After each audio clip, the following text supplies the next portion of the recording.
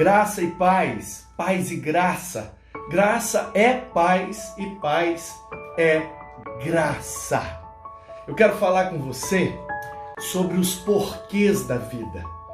Eu sei que tem vezes, em algumas ocasiões, que as adversidades batem à nossa porta. Os problemas chegam e as coisas acontecem.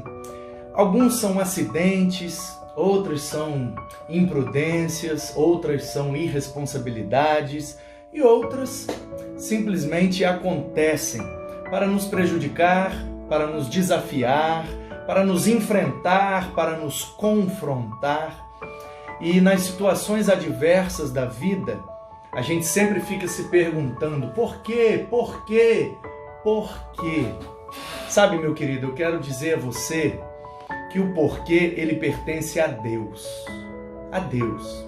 Às vezes a gente passa uma vida inteira perguntando, questionando o porquê das coisas e não chega a uma resposta, não chega a uma conclusão.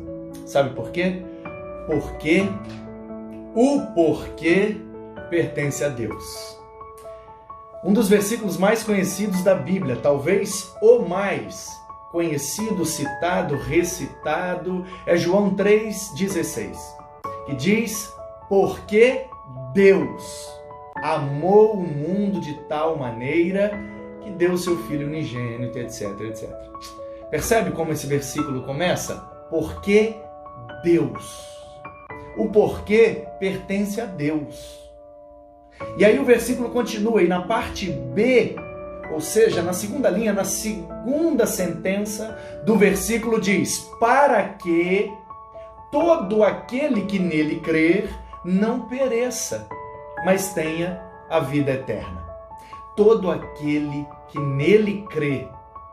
É isso, meu amigo. Para que todo aquele que nele crê. Você percebe? Porque Deus. Para que todo aquele que nele crê. O porquê pertence a Deus. A nós pertence o para quê. Para que essa situação chegou na minha vida? Para que isso me aconteceu?